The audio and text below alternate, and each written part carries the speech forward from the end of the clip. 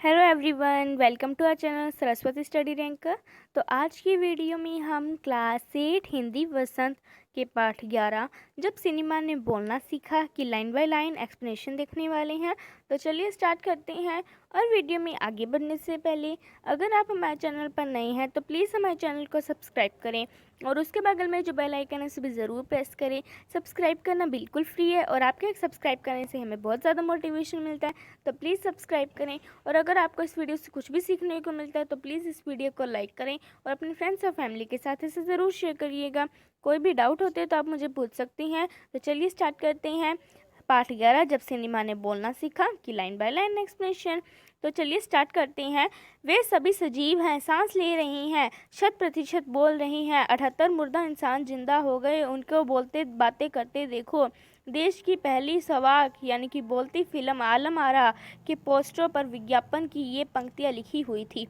यानी कि पहली जो बोलती फिल्म थी, पहले क्या होता था जब सिनेमा होते थे ना, तब जो मूवीज़ आती थी ना वो ओनली साइलेंट मूवीज़ आती थी, बिना बोलने वाली। उनमें बोलते नहीं थे, उनमें इशारों से ही सारे काम होते थे, बोला जाता था, मतलब इशारों में ही बातें समझाई जाती थी। लेकिन देश की पहली फिल्म जब बोलती फिल्म आई तो उसके पोस्टर पे क्या थे कि वे सभी सजीव है, मतलब जो डायलॉग थे ना वो क्या था पोस्टर पे, ऐड कैसी थी एडवर्टाइजमेंट। वे सभी सजीव हैं, सांस ले रहे हैं, 100% बोल रहे हैं।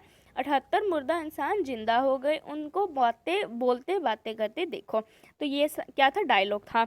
अब क्या था, पहली फिल्म बोलती फिल्म कौन सी थी, आलम आरा। तो इसे ज़रूर याद करना, पहली बोलती फिल्म कौन सी है, आलम आरा। आलम आरा, ओके, आलम आरा नाम है पहली फिल्म का। देन 14 मार्च 1931 की वह ऐतिहासिक तारीख भारतीय सिनेमा में बड़े बदलाव का दिन था। यानी कि जो फिल्म है आलम आरा वो रिलीज़ कब हुई थी, 14 मार्च 1931 को। और इसी दिन पहली बार भारत के सिनेमा ने बोलना सीखा था। हालांकि वह दौर ऐसा था कि जब मूक सिनेमा लोकप्रियता के शिखर पर था, यानी कि मूक फिल्म यानी कि साइलेंट मूवीज़ है वो बहुत ज़्यादा लोगों को पसंद आती थी। पहली बोलती फिल्म जिस साल प्रदर्शित हुई उसी साल कई मूक फिल्में भी विभिन्न भाषाओं में बनी। मगर बोलती फिल्मों का नया दौर शुरू हो गया था। तो क्या था, अब बोलने वाली फिल्म्स आने लग गई थी। पहले कौन सी आती थी, साइलेंट मूवीज आती थी। तो जो पहली बोलती फिल्म आलम आरा बनाने वाले फिल्मकार यानी कि डायरेक्टर कौन थे, अर्देशीर एम ईरानी। तो डायरेक्टर कौन थे, इनका नाम ज़रूर याद करना। और अर्देशर ने 1929 में हॉलीवुड की एक बोलती फिल्म शो बोट देखी और उनके मन में बोलती फिल्म बनाने की इच्छा जगी। पारसी रंगमंच के एक लोकप्रिय नाटक को आधार बनाकर उन्होंने कई अपनी फिल्म की पटकथा बनाई।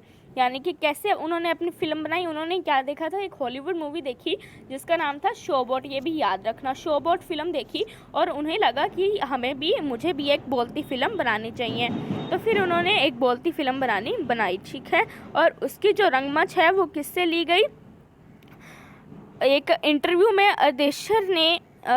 अर्देशीर ने उस वक्त कहा था कि हमारे पास कोई संवाद लेखक नहीं था, गीतकार भी नहीं था, यानी कि कोई अलग से राइटर नहीं था, ना कोई अलग से गीतकार, ना कोई संगीतकार था। जब इनकी शुरुआत होनी थी तो अर्देशीर ने फिल्मों के गानों के लिए स्वयं की धुनें बनाई, ठीक है। तो उन्होंने खुद ही धुनें बनाई फिल्म के गानों के लिए। और फिल्म के जो संगीत में महज 3 वाद्य यानी कि ओनली 3 म्यूजिकल इंस्ट्रूमेंट से सारे जो फिल्म के गाने वो शूट किए गए। एक तो तबला, एक हारमोनियम और एक वायलिन का इस्तेमाल किया गया था। आलम आरा में संगीतकार या गीतकार में स्वतंत्र रूप से किसी का नाम नहीं डाला गया था। यानी कि जो मूवीज़ के नीचे लिखा नहीं जाता एक्टर डायरेक्टर, वैसे ही संगीतकार या गीतकार का अलग से कोई नाम नहीं लिखा था। आलम आरा में संगीतकार या गीतकार का स्वतंत्र रूप से नहीं लिखा गया था। इस फिल्म में पहले पार्श्व गायक यानी कि पार्श्व गायक का होता है बैक सिंगर कौन से थे, WM खान। पहला गाना था दे दे खुदा के नाम पर प्यारे अगर देने की ताकत है। तो ये भी याद रखना, पहला गाना कौन सा था, दे दे खुदा के नाम पर प्यारे अगर देने की ताकत है। और आलम आरा के संगीत उस समय डिस्क फॉर्म में रिकॉर्ड नहीं किया जा सका। फिल्म की शूटिंग हुई तो साउंड के कारण ही इसकी शूटिंग रात में करनी पड़ती थी।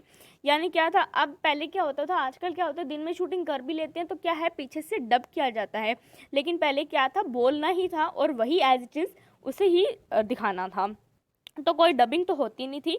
तो क्या हुआ, दिन में तो शोर होता था तो आवाज़ ना आए, इसी वजह से जो मूवी की जो शूटिंग है वो रात में करनी पड़ती थी। जो मूक युग था, यानी कि जब साइलेंट मूवीज आती थी तो उनमें कोई आवाज़ तो आनी नहीं थी, तो इसलिए क्या हुआ, उनकी तो शूटिंग है वो दिन में हो जाती थी। लेकिन आलम आरा की शूटिंग रात में होने के कारण क्या होता था, आर्टिफिशियल लाइट्स यानी कि कृत्रिम प्रकाश की व्यवस्था, यानी कि नकली प्रकाश की भी व्यवस्था करनी पड़ती थी। और यहीं से जो प्रकाश यानी कि आर्टिफिशियल प्रकाश का भी युग चालू हो गया था। आलम आरा ने भविष्य के कई स्टार और टेक्नीशियन तो दिए ही, अर्देशीर की कंपनी तक ने भारतीय सिनेमा के लिए 150 से अधिक मूक और लगभग 100 सवाक फिल्में बनाई। यानी कि जो अर्देशीर थे, ये जो डायरेक्टर थे, इन्होंने 150 तो मूक फिल्में, 150 तो साइलेंट मूवीज और लगभग 100 बोलने वाली मूवीज बनाई। Alam Ara film Arabian nights जैसी फैंटेसी थी। फिल्म में कौन सी भाषा ली गई थी, हिंदी और उर्दू में मेल वाली यानी कि हिंदुस्तानी भाषा को लोकप्रिय बनाया। इसमें गीत, संगीत तथा नृत्य के अनोखे संयोजन बनाए थे, मतलब यानी कि इसमें उर्दू भी थी और हिंदी भी थी, यानी इन दोनों का कॉम्बिनेशन करके ये जो आलम आरा फिल्म है वो शूट की गई थी। आगे देखो, नायिका है वो इनकी कौन थी, एक्ट्रेस कौन थी, जुबेदा थी, और नायक एक्टर कौन थे, विट्ठल थे। इस दौर से सार्वजनिक पारिश्रम पाने वाले स्टार थे, ठीक है। उनके चयन को लेकर भी एक हिस्सा काफ़ी प्रचलित है, यानी कि ये जो एक्टर है ना, ये जो नायक है ना विट्ठल, इन्हें भी कैसे सिलेक्ट किया गया था, इसकी भी एक थोड़ी इंटरेस्टिंग स्टोरी है। क्या है, विट्ठल को थोड़ी उर्दू बोलने में थोड़ी मुश्किलें आती थी। उसका क्या है, पहले उन्हें उनका बतौर नायक चयन किया गया था, लेकिन फिर क्या हुआ, मगर कमी के कारण, क्योंकि वो उर्दू नहीं बोल पाते थे, इसलिए उन्हें हटाकर उनकी जगह महबूब को नायक बना दिया गया। महबूब को इस वजह से विट्ठल है वो नाराज़ हो गए और अपना हक पाने के लिए उन्हें मुकदमा दर्ज कर दिया उन्होंने, यानी कि उन्होंने केस फाइल कर दिया कि जो पहले कौन थे, वो विट्ठल थे, लेकिन क्योंकि उन्हें उर्दू बोलने में मुश्किलें आ रही थी, इसलिए उन्हें एक्टर हटा के महबूब का एक्टर बना दिया गया। इस वजह से क्या हुआ, विट्ठल नाराज़ हो गए और उन्होंने महबूब, मतलब उन्होंने अपना हक पाने के लिए मुकदमा दर्ज कर दिया। ओके, उस दौर में उनका मुकदमा मोहम्मद अली जिन्ना ने लड़ा, जो तब के मशहूर वकील हुआ करते थे। तो विट्ठल का मुकदमा किसने लड़ा था, वकील कौन था, मोहम्मद अली जिन्ना ने लड़ा था। विट्ठल मुकदमा जीते और भारत की पहली बोलती फिल्म के नायक भी बन गए, यानी कि वो जीत गए केस और उनकी कामयाबी आगे भी बढ़ती गई। मराठी और हिंदी फिल्मों में भी वे लंबे समय तक नायक और स्टंटमैन के रूप में सक्रिय रहे, यानी कि लोकप्रिय रहे। आगे देखो, इसके अलावा आलम आरा में कौन कौन थे, आगे देखो, सोहराब मोदी, पृथ्वीराज कपूर, याकूब और जगदीश शेट्टी जैसे अभिनेता भी मौजूद थे और जो आगे चलकर बहुत ज़्यादा प्रमुख थे। आगे देखो, आगे बने वो, और यह फिल्म है वो 19 मार्च 1931 को मुंबई के मैजेस्टिक सिनेमा में प्रदर्शित हुई। इसमें कौन से सिनेमा में से रिलीज़ किया गया था, मैजेस्टिक सिनेमा में इस मूवी को रिलीज़ किया गया था। और 8 सप्ताह तक, पूरे 8 हफ्ते तक ये जो हाउसफुल चली थी और इतनी भीड़ उमड़ जाती थी कि पुलिस भी उसे कंट्रोल नहीं कर पाती थी। पुलिस के लिए भी इससे भीड़ को कंट्रोल करना मुश्किल हो जाता था। और आगे कहा, समीक्षकों ने इसे भड़कीली फैंटेसी फिल्म करार दिया, और मगर दर्शकों के लिए यह फिल्म एक अनोखा अनुभव थी, यानी कि दर्शकों के लिए तो ये बहुत ज़्यादा नया था, क्योंकि उन्होंने आज तक पहली बोलती फिल्म देखेंगे तो उनके लिए तो कितनी इंटरेस्टिंग होगी ना कि कैसे फिल्म बोलते जाती है। तो ये जो फिल्म है यह 10,000 फुट लंबी थी। तो पहले क्या होता था, जब फिल्म है वो रोल पर चलती थी, एक आपने अगर देखा हो तो रोल पर चलती थी, और वो जो रोल है ना उसकी लंबाई कितनी थी, 10,000 फुट लंबी। ये देखो, इस तरह से कोई रोल चलते थे वो लंबे लंबे, अगर आपने कहीं देखा है ना तो आप गूगल पर भी सर्च करके देखना, वो ऐसे रोल चलते थे फिल्म में ना पहले। आजकल क्या होते हैं, मेमोरी कार्ड वगैरह होते हैं ना, लेकिन पहले क्या होते थे, वो रील चलती थी। तो वो रील कितने की थी, कितनी लंबी थी, वो 10,000 फुट लंबी रील थी, और उसे 4 महीनों की कड़ी मेहनत से तैयार किया गया था। फिल्म को तैयार करने के लिए 4 महीने लग गए थे, और सवाक फिल्मों के लिए पौराणिक कथाओं, पारसी रंगमंच के नाटकों, अरबी प्रेम कथाओं को विषय के रूप में चुना गया। यानी कि कौन से पारसी रंगमंच में, मतलब जो फिल्मों को वो किस आधार पे बनाई जाती थी, यानी कि पौराणिक कथाओं, यानी कि रामायण बना दी, महाभारत बना दी। पारसी जो रंगमंच है वो भी बहुत ज़्यादा पहले प्रचलित थे, और जो अरबी प्रेम कथाओं को भी विषय के रूप में चुन लिया गया। और क्या हुआ, इसके अलावा कई सामाजिक विषयों वाली फिल्मों को भी चुन लिया गया, जैसे कि सामाजिक फिल्में भी बनाई गई। ऐसे ही एक फिल्म, एक सामाजिक फिल्म बनी थी, खुदा की शान। इसमें एक किरदार महात्मा गांधी जैसा था। इसके कारण सवाक सिनेमा की सिनेमा को ब्रिटिश प्रशासकों की तीखी नज़र का सामना करना पड़ा। यानी कि फिर वो अंग्रेज़ है, वो थोड़ा नाराज़ हो गए, क्यों फिर उन्हें मतलब थोड़ा उन्हें मार भी सहनी पड़ी, और भी बहुत कुछ, उन्हें ट्रोल भी किया गया। तो क्या हुआ, एक सामाजिक फिल्म बना दी थी, महात्मा गांधी का भी किरदार था, तो वो क्या हुआ, थोड़ा उस ब्रिटिश टाइम की थी ना, तो थोड़ी ब्रिटिश तो थोड़ी टांग अड़ा रहे थे।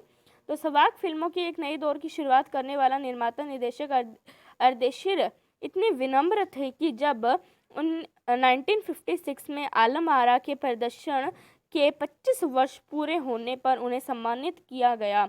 यानी क्या हुआ, जब उनकी सिल्वर जुबली आई, 25 साल हो गए जब आलम आरा को पब्लिश करने के बाद, जब उन्हें सम्मानित किया गया और उन्हें भारतीय सवाक फिल्मों का पिता कहा गया, तब उन्होंने इस मौके पर कहा था, मुझे इतना बड़ा खिताब देने की ज़रूरत नहीं है, मैंने तो देश के लिए अपने हिस्से का योगदान दिया है। अब जब पहली बार सिनेमा ने बोलना सीख लिया, सिनेमा में काम करने के लिए पढ़े लिखा अभिनेता अभिनेत्रियों की ज़रूरत होने लग गई। क्योंकि क्या हुआ, उन्हें अब बोलना भी था, अब सिर्फ एक्टिंग से काम नहीं चलने वाला था, अब उन्हें बोलना भी था। सिर्फ अभिनय से काम तो नहीं चलने वाला था, अब उन्हें बोलना भी था। तो उनके लिए अब पढ़े लिखे अभिनेता अभिनेत्रियों चाहिए। मूक फिल्मों के लिए तो क्या होता था, पहलवान जैसे शरीर वाले या फिर स्टंट करने वाले और उछल कूद करने वाले अभिनेताओं का से काम चल जाता था। अब उन्हें संवाद बोलना था, और गायन की प्रतिभा भी केंद्र होने लगी थी। यानी कि अब गाने भी गाने थे। पहले क्या होता था, जो एक्टर होता था वही एक सिंगर भी हो जाता था, दोनों एक ही काम चलते थे। ठीक है, इसलिए क्या था, प्रतिभा भी होने लगी। इसलिए आलम आरा के बाद आरंभिक सवाक दौर की फिल्में में कई गायन अभिनेता बड़े पर्दे पर नजर आने लगे। हिंदी उर्दू भाषाओं का भी महत्व बढ़ा। यानी क्या थी, जो भाषाएं थी वो कैसी थी, हिंदू और उर्दू मिक्स थी। सिनेमा में देह और तकनीक की भाषा की जगह जन प्रचलित बोलचाल की भाषाओं का दाखिला हुआ। यानी कि कोई एक तकनीकी भाषा या फिर और ना यूज़ करने की जगह उन्होंने देसी भाषा ही यूज़ किया गया, सिनेमा को देसी बनाया गया, ताकि जो लोग हैं वो उससे रिलेट कर पाएँ। इसलिए उन्होंने ज़्यादा हटके ना करते हुए, अलग भाषा ना बनाते हुए, जो लोग बोलते थे उसी भाषा में बनाते हुए देसी भाषा में बनाया। ओके, एक तरह की नई आज़ादी थी ये जो फिल्म है, और ये आगे चलकर हमारे दैनिक और सार्वजनिक जीवन का प्रतिबिंब फिल्मों में बेहतर होकर उभरने लगा। क्या हुआ, फिर आगे जैसे जीवन कैसे चलता है उस तरह की भी फिल्में आने लग गई, कि कैसा समाज है, क्या है, कैसे लाइफ स्टाइल होती है, उस तरह की भी फिल्में आगे आके आने लग गई। अभिनेताओं और अभिनेत्रियों की भी लोकप्रियता होने लग गई, और लोग उसे दर्शकों देखा कि अरे वो तो वही है ना, इसी तरह से ना लोगों को भी ये फैन फॉलोइंग भी होने लगी। तो क्या हुआ, एक माधुरी नाम की एक फिल्म थी, उसमें नायिका कौन थी, सुलोचना थी, कि हेयर स्टाइल उस दौर में औरतों में बहुत लोकप्रिय हुई। यानी कि एक फिल्म थी माधुरी नाम में एक नायिका थी, एक एक्ट्रेस थी सुलोचना, उनकी हेयर स्टाइल बहुत फेमस हो गई।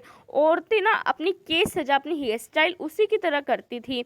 अर्देशीर ईरानी की फिल्मों में भारतीय के अलावा ईरानी कलाकारों ने भी अभिनय किया था। यानी कि जो उनका अर्देशीर की जो फिल्में थी ना, ईरान, उनमें क्या होता था, फिल्मों में भारतीय एक्टर तो होते थे, ईरानी कलाकार भी होते थे। और क्या होते थे, स्वयं आलम आरा भारत के अलावा श्रीलंका, बर्मा और पश्चिम एशिया में भी पसंद की गई। भारत के अलावा और भी बहुत जगह फेमस हुई थी ये फ़िल्म। और भारतीय सिनेमा के जनक फाल्के को सहवाग सिनेमा के जनक अरशदीद ईरानी की उपलब्धि को अपनाना ही था, क्योंकि वहाँ से सिनेमा का एक नया युग शुरू हो गया था। यानी कि अब से फ़िल्में हैं वो बोलने वाली फ़िल्में आती थी। पहले सिर्फ इशारों से बातें समझाई जाती थी, लेकिन अब वो बोलते थे, अब वो बोल सकते थे। इस तरह से क्या हुई, ये नई फ़िल्में आने लग गई। और ये जो चैप्टर है ये आपका प्रदीप तिवारी ने लिखा है, तो ये आपका राइटर पूछा जाता है कभी कभी। ये बहुत इंपॉर्टेंट होता है, प्रदीप तिवारी याद रखना। और आज की वीडियो के लिए बस इतना ही। ये तो आपका चैप्टर है वो कंप्लीट हो गया है। और अगली वीडियो में हम इसका जो क्वेश्चन आंसर्स है वो देखेंगे और शब्दार्थ भी देखेंगे। तो आज की वीडियो के लिए बस इतना ही। मैं मिलती हूँ आपसे इसके नेक्स्ट वीडियो में। आपको कोई भी डाउट होते तो आप मुझे कमेंट सेक्शन में पूछ सकते हैं। और वीडियो को अंत तक देखने के लिए शुक्रिया। प्लीज़ सब्सक्राइब कर दें। तो आज की वीडियो के लिए बस इतना ही। मैं मिलती हूँ आपसे इसके नेक्स्ट वीडियो में। तब तक के लिए बाय गाइस।